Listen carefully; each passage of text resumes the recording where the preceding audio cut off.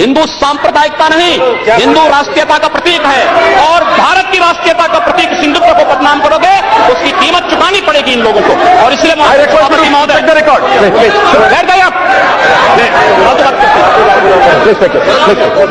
सच्चाई कड़वी होती है और कड़वी सच्चाई लोग स्वीकार करने को तैयार नहीं, क्योंकि लोग उस बीमारी से स्वयं त्रस्त हो चुके हैं जो बीमारी इन्होंने पूरे देश को दी है, और इसीलिए ये लोग उस सच्चाई को स्वीकार नहीं कर सकते।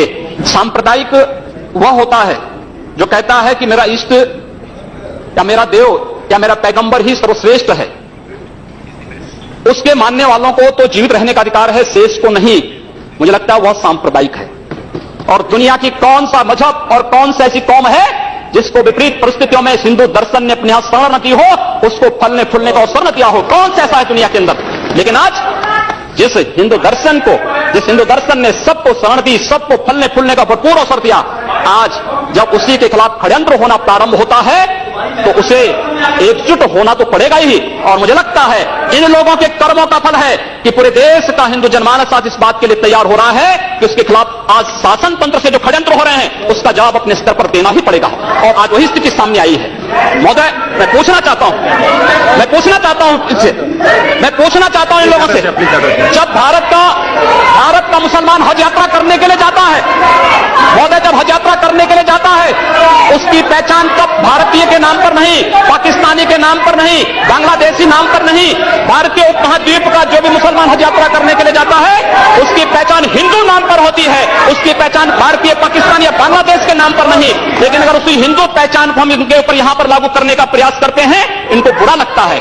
हिंदू सांप्रदायिकता नहीं, हिंदू राष्ट्रीयता का प्रतीक है और भारत की राष्ट्रीयता का प्रतीक हिंदुत्व को बदनाम करोगे तो उसकी कीमत चुकानी पड़ेगी इन लोगों को। और इसलिए महोदय, मैं आप सबके माध्यम से एक बार कहना चाहता हूं, महोदय, एक बार गुरुदेव रविंद्रनाथ टैगोर ने कहा था, गुरुदेव रविंद्रनाथ टैगोर ने एक बात कही थी।